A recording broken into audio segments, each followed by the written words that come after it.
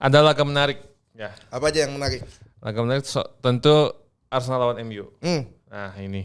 Berarti ada kemungkinan Onana clean sheet lagi. Waduh, nggak mungkin. Mungkin diferensial lainnya ini secara objektif juga.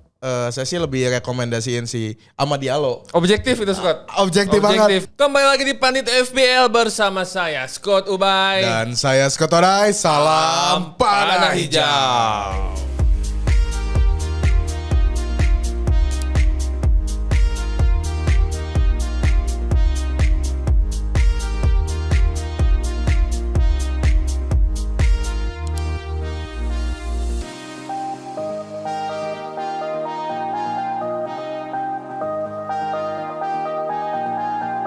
Scott Onay. Wah, udah masuk game week 14. Gimana nih kemarin dapat 3 digit gak? Hampir dapat 3 digit. Hampir, banyak Lupa banget. mindahin kapten kalau nggak dapat 3 digit. Aduh, banyak banget sih yang dapat 3 digit ya. Setelah absen panah hijau kemarin di game week 13. Faktornya apa tuh, Scott? Faktornya aset premium return semua sih, dapat poin semua. Gitu. Atau bukan karena nggak punya Haaland jadi. Nah itu panah hijau. Karena Haaland itu masuknya udah bukan aset premium, bukan aset apa. Udah buang aja lah pokoknya. Kalau secara harga udah Pertalite udah nggak ada premium. udah Pertalite itu. Pertama. Aduh Haaland ini ya. Kacau. Jadi ya Saka juga kan kemarin 1 gol 3 assist gitu kan. Terus Salah 1 gol 1 assist. Palmer 1 gol 1 assist juga. 1 gol 1 assist juga ya. Bruno 2 assist. Bruno 2 assist. Jadi aset-aset premium return semua gitu. Dan ada juga mungkin salah satunya di striker ternyata yang agak kejutan itu ini Brighton ternyata Welbeck dan Joe Pedro itu gak ada nyetak gol sama sekali gitu. Jadi mungkin ada para manajer yang memasang antara dua itu malah salah pilih gitu. Malah justru di striker siapa ya? Itu ya pemain Wisa juga enggak ini ya Wisa cetak gol. Itu yang temennya Chunhas Larsen. Iya. Chris Wood juga cetak gol. Jadi ya ternyata memang striker yang di luar dugaan yang nyetak gol gitu. Nah, di game week 14 ini Scott ada laga menarik. Ya. Apa aja yang menarik? Laga menarik tentu Arsenal lawan MU. Nah, ini. Berarti ada kemungkinan Onana clean sheet lagi. Waduh, nggak mungkin. Minimal kebobolan lewat corner lah. Iya. Corner karena kan Onana kurang ya kalau duel udara ya. Jadi kayak tulisan barunya dari Panit itu ya. Soal skema cornernya Arsenal ya. Jadi disarankan sih tidak memilih kiper dan defendernya MU dan Arsenal sih. Tapi yang menarik adalah City lawan Forest setelah 7 pertandingan gak menang mungkinkah ini jadi pelampiasan bagi City dan juga Haaland? Enggak sih, justru mungkin pelampiasan Forest. Chris Wood cetak gol lagi. Ya kayaknya bisa aja sih Haaland kalau misalkan gak tau ya, kalau saya lihat sih secara eye test ya City ini drop banget sih dari musim-musim kemarin. Kayak dia di kemarin lawan Liverpool juga susah banget mengalirkan bola gitu kan, build up-nya susah banget kemanapun arahnya, kayak mentok gitu. Apalagi mau ada De Bruyne mau gak ada De Bruyne sama aja menurut saya. Foden juga, dan sayap-sayapnya sekarang siapa Doku, Savinho gitu kayak kurang banget. Dulu kan Riyad Mahrez, Sterling gitu kan, Sane, sekarang aduh kurang sih menurut saya. Haaland ini beneran harus punya supply dari sayap yang juga bagus gitu. Kayaknya butuh Saka mungkin ya. Jangan deh. jangan. Saka 0 piala. Maksudnya Haaland ke Arsenal. Oke sih kalau itu. Kalau ke Arsenal sih oke saya. Oke Scott, sekarang di game week 14 ya. Ini agak berbeda karena sekarang midweek ya. Nah, game week 14 ini midweek. Jadi harus ada sedikit disclaimer nih Scott. Kalau data-data yang kita sajikan ini kita gunakan data-data sebelum game week 13 selesai. Jadi untuk mengakalinya dan supaya datanya tetap relevan gitu, kita perbesar lagi durasinya waktunya gitu. Biasanya kan 4 game week, kita pakai 4 game week sebelumnya. Sekarang kita pakai 6 game week sebelumnya. gitu di game week 14 ini gitu. Karena untuk mengakali game week yang padat gitu kan. Nah, di formasinya kita sekarang pakai 352 Scott. 352 lagi, balik lagi ke 5 gelandang. Betul, karena sekarang aset-aset premium yang kepake semuanya di gelandang. Di gelandang. Striker sebenarnya bagus juga, cuman agak kadang kalau kita secara statistik kita pilih Raul Jimenez, yang bagusnya adalah Chris Wood gitu ya. Betul. Jadi agak membingungkan kalau di posisi striker sih. Jadi mending di midfielder aja gitu kan. Sekarang mungkin karena kalau misalkan kalian udah jual Haaland, memungkinkan pakai 4 aset premium Scott. Mungkin banget gitu. Mungkin Karena banget. Haaland ini memang pengganjal dompet Anda asli. Rasakan kalau misalkan udah Pengganjal jual tuh beneran dompet. kayak lega banget. Kalau di kalau di istilahnya nih, kalau misalkan si dompet kita tuh kalau udah punya Haaland tuh berasa berasa banyak duit gitu. Jadi pengennya belanja gitu bawaannya. Iya, emang iya sih Haaland ini. Aduh. Oke. Langsung aja Scott, di posisi kiper siapa nih? Di posisi kiper kita ambil dari kipernya Chelsea, Robert Sanchez ya. Sanchez ya. Hampir aja saya sebut Davinson Sanchez ya, itu backnya Spurs dulu ya. Spurs dulu. Robert Sanchez dari Chelsea harga 4,7, TSB 12,10%. Clean sheet-nya potensi karena lawannya Soton ya, Chelsea 6 game terakhir Soton itu shots-nya paling sedikit hanya 52, in the box 42, target 18, gol konversinya 11,5% dan cetak 6 gol. Dan Chelsea di 6 game terakhir itu shots conceded-nya itu 5 terendah, hanya 64 dan kebobolan 7 gol, tapi belum pernah clean sheet. Nah, secara individu si Sanchez ini save percentage-nya itu lumayan tinggi 72,7% dengan penyelamatan 8 dari 4 game week. Nah, untuk statistik individu ada beberapa yang menggunakan 4 game week, tapi untuk tim itu menggunakan 6 game week, Scott. Ya ini Sanchez juga maksudnya secara tim Chelsea ini pertahanannya sebenarnya nggak terlalu bagus ya, karena dari 6 pertandingan belum pernah clean sheet, tapi lawannya Southampton yang secara attackingnya kurang bagus juga gitu. Benar, kurang bagus. Jadi ada potensi sebenarnya untuk clean sheet dan juga bonus poin dari save persentase ya. Betul. Kalau misalkan pengen selain Sanchez gitu kan, terus pengen pindah ke defender, opsinya kalau menurut saya sih Colwill sih. Colwill kalau Cucurella sih kemarin yang main bagus tuh, ya. Sering bantu attacking poin. Kalau Colwill mungkin lebih secure ke menit bermainnya. Karena dia kayaknya leader di belakang dia leader. Gitu. Oke, next ada siapa Scott? Oke, yang pertama di defender kita pilih Trent Alexander-Arnold dari Liverpool. Alexander-Arnold. Harganya 6,9, TSB-nya 19%. Potensi clean sheet-nya nih, Liverpool ini akan lawan Newcastle. Newcastle ini secara tim dari 6 game week terakhir, gol konversinya nomor 2 terbawah hanya 5,6%, baru mencetak 5 gol saja gitu. Lalu secara tim Liverpool ini dari 6 game week terakhir, secara pertahanannya adalah nomor 3 terbawah shoot conceded atau serangan melalui tendangan hanya 62 dan sudah menciptakan 2 clean sheet. Ada potensi yang cukup besar untuk TAA dapat clean sheet selain Newcastle-nya kurang bagus, pertahanan Liverpool juga sekarang lagi lumayan bagus nih.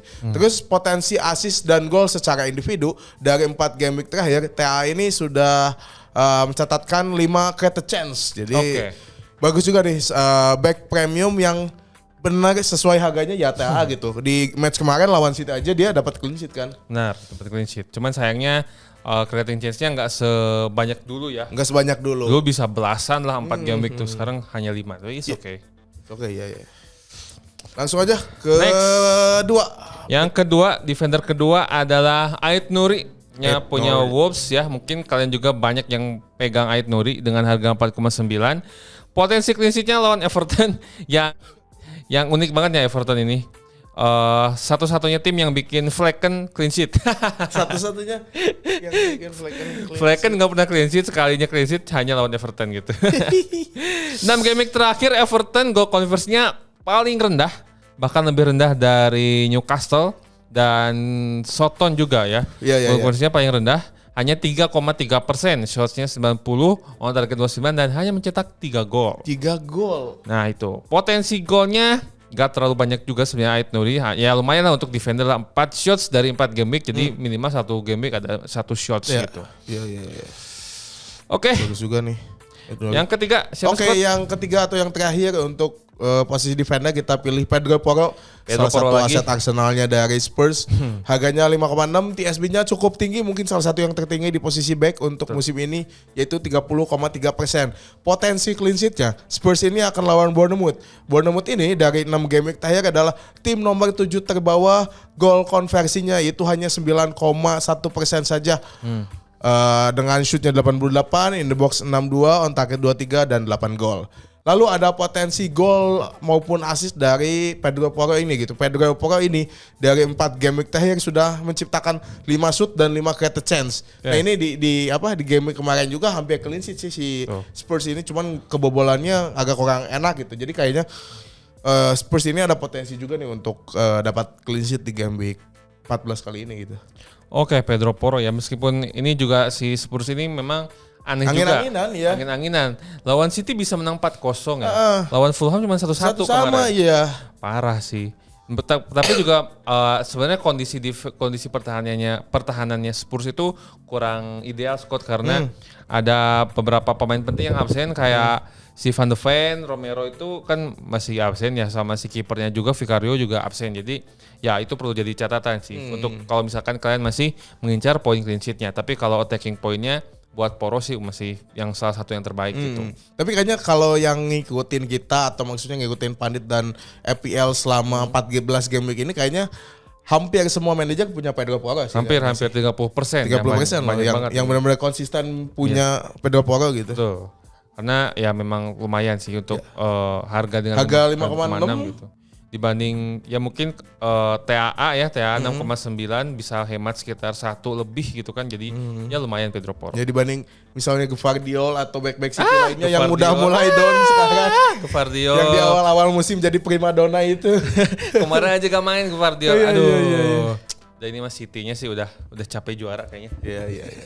Sekarang sudah saatnya untuk Nottingham Forest. Giliran City udah turun, Arsenalnya ikut turun.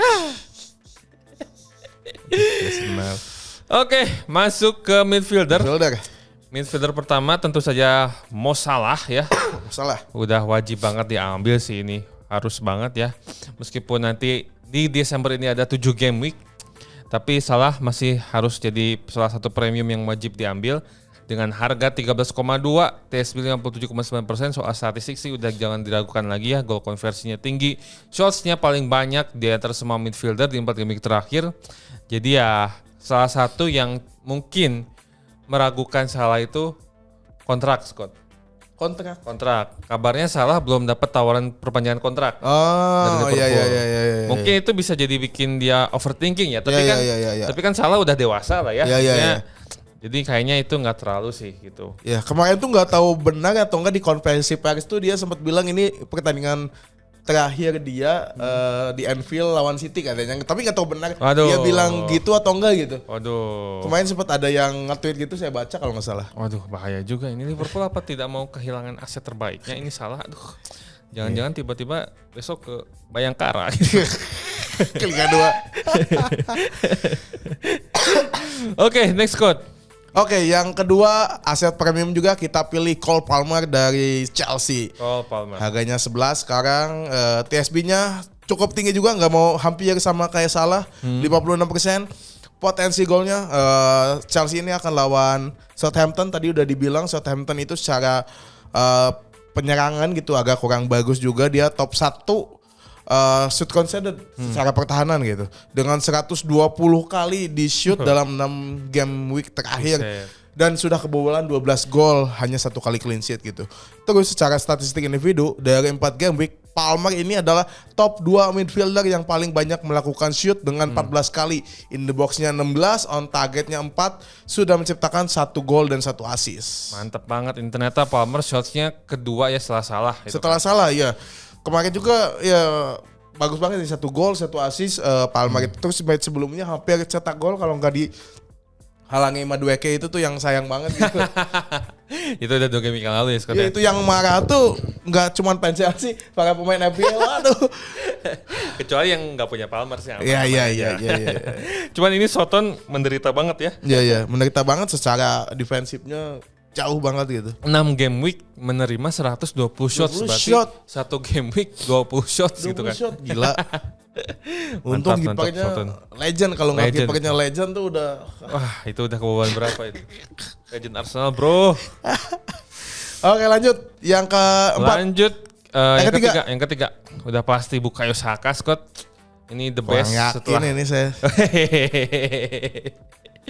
Bukayo Saka udah ada tandemnya Odegaard, jadi ini pasti minimal 1 gol 1 assist sih ini ke gawang Onana sih. 10,3 harganya, TSB-nya 34,90%. Ini kenapa hanya 30% Saka ini? Coba buka mata kalian ya, Saka ini kenapa lebih banyak Palmer ya? Palmer 56%, astaga.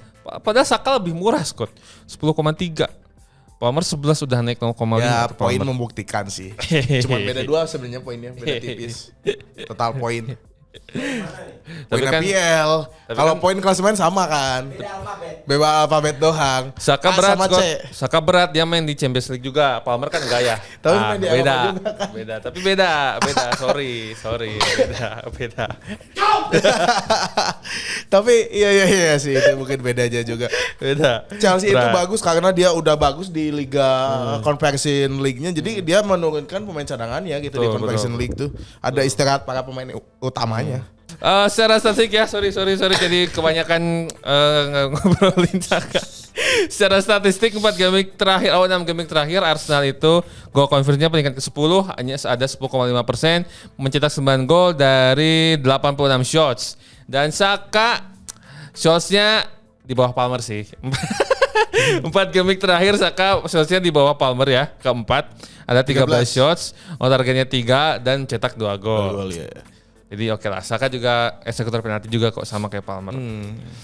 Next Scott, nah lawannya nih. Oke, yang keempat kita pilih kaptennya Bruno Fernandes. Bruno ya. Oh, Harganya ini 8,5, lebih murah dibanding Saka.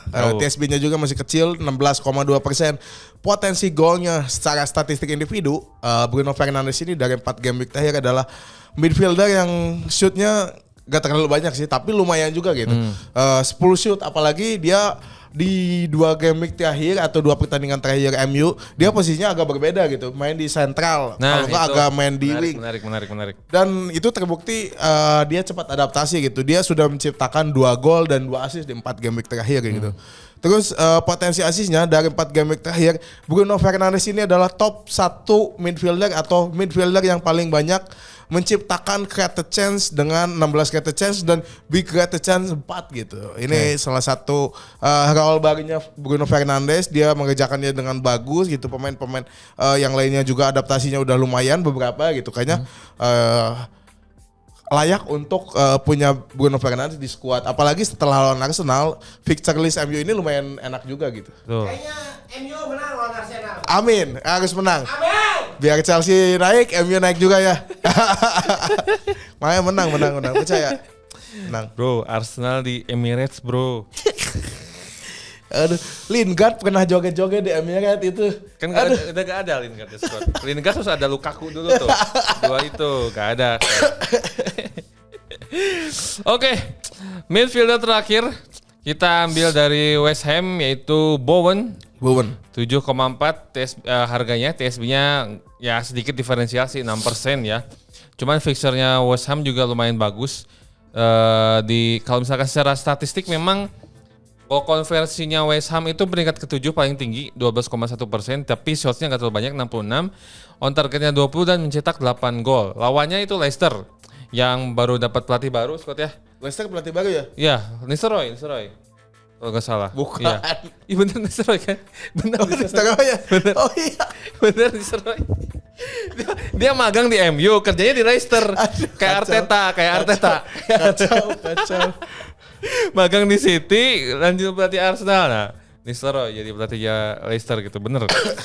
Kemarin belum ini ya kayaknya. Belum adaptasi lah, butuh 1 match. Terus dia katanya fansnya Vardy, Scott, katanya ya. Siapa tuh? Nistelrooy. Nistelrooy. Jadi kayaknya apa Vardy kita perlu diambil juga nih, Vardy. Perlu dipertimbangkan ya. Dan Leicester 6 game week terakhir itu shot conceded-nya ke-7 paling banyak, ada 96. In the box-nya 66, on targetnya 25 dan kebobolan 11 gol. Clean sheet-nya sekali. 4 game week terakhir Bowen memang dari kapan tahu ya Bowen itu memang talismannya si West Ham gitu. Jadi layak dengan harga 7,4 di 4 game week terakhir Bowen itu shots paling tinggi ke-7 di antara semua midfielder, ada 11 shots. In the box-nya 3, on targetnya 4, tapi belum cetak gol. Apalagi kemarin lawannya sulit kan Arsenal, jadi susah gitu. Menarik. Ya ini Bowen juga sih salah satu aset dalam tanda kutip bisa dibilang diferensialnya bagi midfielder yang sedang bersinar saat ini gitu, dengan budget di bawah 7,5 kayaknya Bowen itu salah satu yang layak juga, apalagi dia penalti kicker juga, free kicker juga. Ya itu sih kemarin susah aja lawannya. Sekarang kayaknya agak gampang Leicester, jadi mungkin bisa lah. Next code di forward. Oke, sekarang masuk ke forward. Forward pertama kita pilih Cunha dari lagi. Wolves. Harganya 7,1, TSB-nya lumayan naik 22%. Parah sih harganya udah 7,1. Udah 7,1 ini Cunha ini. Potensi golnya dari 6 game week terakhir secara tim Wolves ini adalah top 1 gol konversi dengan 22,2%, mengalahkan Arsenal dan juga Chelsea ini. Golnya sudah 14, gila. Berarti rata-rata 2-3 gol kayaknya per pertandingan 2, sekian gitu. Terus secara statistik individu dari 4 game week terakhir, Cunha ini adalah top 9 forward yang sudah melakukan 10 shoot, 5 in the box, 3 on target dan 3 gol. Lalu ada potensi assist juga dari Cunha. Dari 4 game week terakhir, Cunha ini adalah top 1 forward yang created chance-nya sudah 8 dan sudah menciptakan 3 assist. Menarik juga sih ini Cunha ini bagi Wolves itu poinnya tuh gak cuma di gol gitu. Dia sudah 3 assist dari 4 game week. Terus si Wolves juga secara kolektivitas gol cukup tinggi gitu. Betul lumayan. Karena mungkin kalau misalkan alternatif dari Cunha itu temannya Larsen gitu. Larsen ya. Dan secara serangan memang Wolves ini lumayan efektif sih. On targetnya 30 ya dari 63. Jadi setengah dari shotsnya itu on target gitu, Scott. Jadi sangat layak memilih antara Cunha atau Larsen. Tapi kalau dua-duanya jangan, mending salah satu aja gitu. Antara Cunha atau Larsen. Ya sih Cunha ya. Cunha sih yang udah pasti gitu. Meskipun Larsen kemarin sih cetak gol sih, dapat 11 poin. Lumayan banget Cunha si Larsen. Terus next forward kedua adalah Oli Watkins. Oli Watkins Dari Aston Villa dengan harga 9. TSB-nya masih tinggi ya 21,6% meskipun kemarin blank juga. Di game week kali ini bakal ketemu Brentford. Nah, Brentford ini di 6 game week terakhir. 6 game week ini by the way kita pilihnya antara game week 7 sampai game week 12 Scott. Karena kita ini Scott pick-nya itu sebelum game week 13. Jadi 6 game week yang dimaksud ini adalah game week 7 sampai game week 12. Dan Brentford dalam 6 game week terakhir tersebut adalah tim dengan shot conceded paling tinggi kedua. Ada 119, cuman selisih 1 sama Soton. Bener kan Soton ya tadi yang 120? Ya, Soton ya. 119 shots dari 6 game week, in the box-nya 79, on target 42, kebobolan 12 gol dan 1 kali clean sheet. Dan secara individu Watkins itu lumayan bagus juga. Dari segi shots itu dia keempat paling banyak, ada 12 shots dari 4 game week, mencetak 1 gol. Sementara kalau dari segi ada satu lagi statistik yang digunakan yaitu XGI, Scott. XGI ini penjumlahan antara XG dan XA. Oke. Jadi expected goals tambah expected assist jadi XGI gitu. Oke. 2,87 jadi lumayan lah gitu dengan harga 9 ya. Jadi ini ini peringkat kedua di antara semua forward. XG-nya tertinggi dari 4 game week terakhir. Kalau untuk gol dan assist-nya kan ada contributed goal ya, kontribusi gol gitu. Ya, kayak kontribusi. Itu kontribusi gol tuh kan kalau misalnya total 10 ada kadang 7 gol 3 assist gitu. Kalau ini perjumpaan dari gol dan assist dari expected-nya ya. Betul, dari expected-nya gitu. Nah, kan XGI. Oke, masuk ke aset diferensial. Aset diferensial yang menarik nih. Di posisi kiper ya. Ada kipernya Liverpool. Kelleher dengan harga 4,5 sih. Ini kayaknya the best kiper di sekarang ya karena Alisson masih nggak bisa main. Ya. 4,5 dengan TSB 3,10%. Kalau tim kalian aman-aman aja ya skuadnya, terus kipernya pengen diganti, sebaiknya langsung ke Kelleher aja gitu. Lawannya Newcastle sih nama besar ya, tapi dari segi statistik 6 game week terakhir itu goal konversinya kedua paling rendah, 5,6%. dengan 90 shots, 69 in the box, on targetnya 22 dan mencetak 5 gol.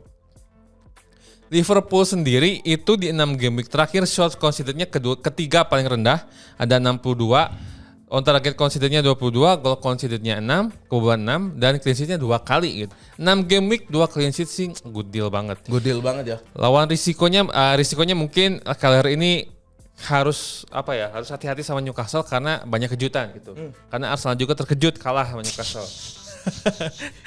Ya apalagi kadang kita nggak punya Isak tuh cetak gol gitu. Nah, Isak cedera, Scott. Isak cedera Gitu. Tapi gak tahu sih dia bisa main apa enggak gitu. Isak ini.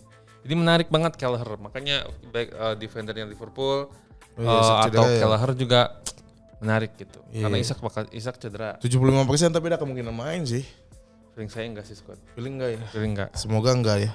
Semoga main deh. Suka mainnya. Cetak gol. Oke, di defender ada siapa, Scott? Oke, di defender kita pilih Davis dari Ipswich Town. Leif Davis. Harganya 4,5, TSB-nya 2,5%. Potensinya lawan Crystal Palace nih. Dari 6 game week terakhir Crystal Palace ini adalah nomor 3 terbawah, gol konversi hanya 5,7% saja dengan catatan shootnya 88, in the box-nya 56, on target 34 dan golnya 5. Dari statistik individu 4 game week terakhir Davis ini adalah top 2 defender yang sudah menciptakan 9 created chance. Wah, menarik juga nih. Terus tapi ada resikonya juga sih. Si Ipswich Town ini kan belum pernah clean sheet nih. Udah pasti dia cuma dapat bonus absensi poin. Terus dia kalau lebih dari 2 gol kan dapat minus poin ya. Nah, ini yang bahayanya karena Ipswich Town ini adalah top 4 tim dengan shoot conceded terbanyak yaitu ya, 102 in the box, on target 72, gol konversinya gol concedednya 13 gitu. Sudah kebobolan 13 gol dari 6 game week terakhir. Ini ada kemungkinan bakal minus poin dari Leif Davis ini gitu. Tuh, jadi ya tapi attacking poinnya bagus. Potensinya bagus. Oke, di posisi midfielder. Nah, ini nama baru nih.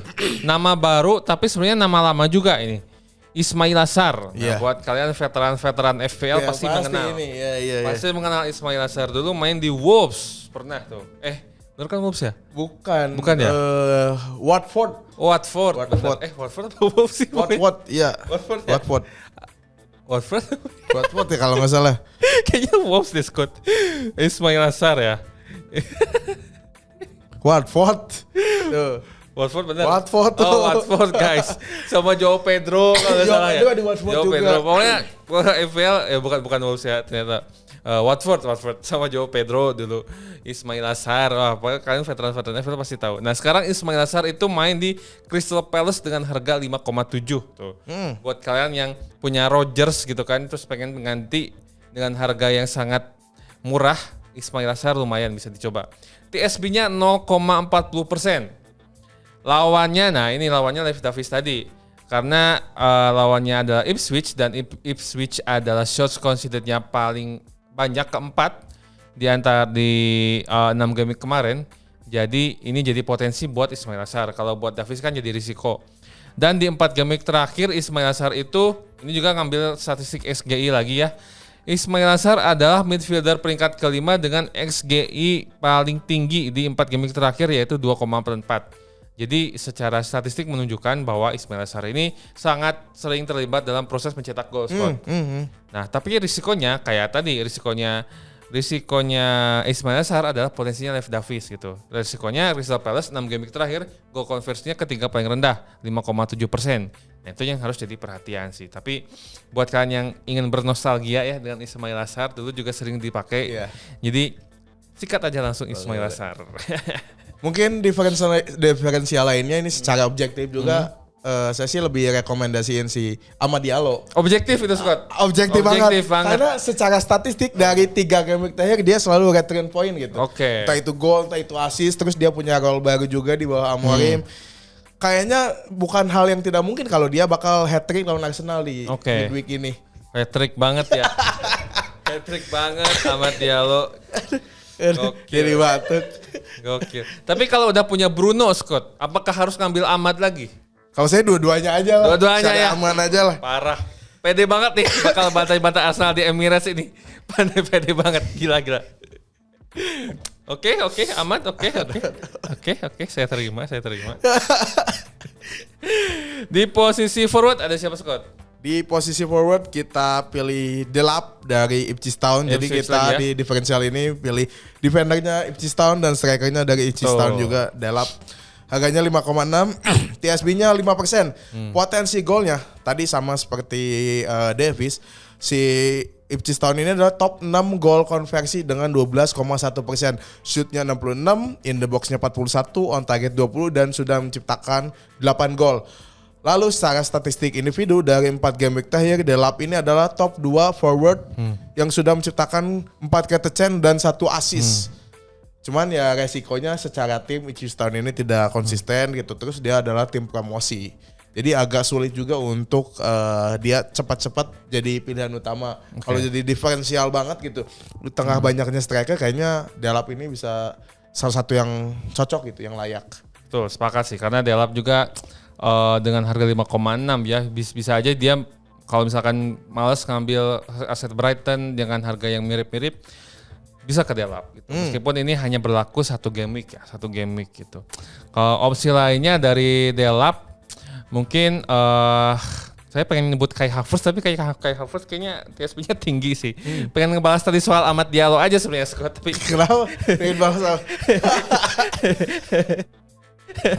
tapi kayaknya Havertz kayaknya lumayan lebih dari 5% sih. Bukan masalah 5%-nya sih, ya kualitasnya aja lah. Kayak Havertz ya. Sekarang Kapten Scott. Nah ini nih, kemarin kapten kita, saya rekomendasi Saka juga kan jadi the best kapten kemarin. Kalau sekarang sih, Saya sih Palmer. Bruno, kalau nggak Bruno, Palmer. Gak. Palmer sih, Palmer ya. Kenapa nggak Saka? Lawannya sulit. Lebih ke Saka tuh orang baik Scott gitu. Jadi ada bukan big game player lah gitu. ada kayak gate-gateganya dia tuh kadang-kadang. Bukan big game player lah. Gitu aja lah. Ada kayak gate-gateganya gitu. Kemarin juga dia bisa ngambil 2 penalti biasanya. Tapi terlalu baik orangnya dikasih ke Odegaard gitu, 1 gitu. Nah kadang lawan MU juga kadang-kadang gitu ada suka gate-gateganya gitu Scott. Jadi Palmer aja lah lawan Soton ya. Sepakat lah. Palmer. Oke Scott, semuanya udah kita bahas ya. Semoga di game week padat ini, memulai game week padat ini di game week 14 kita dapat panah hijau dan selama Desember dapat panah hijau terus. Oke. Terima kasih buat yang menonton. Saya Scott Ubay. Saya Scott Odai. Salam panah hijau.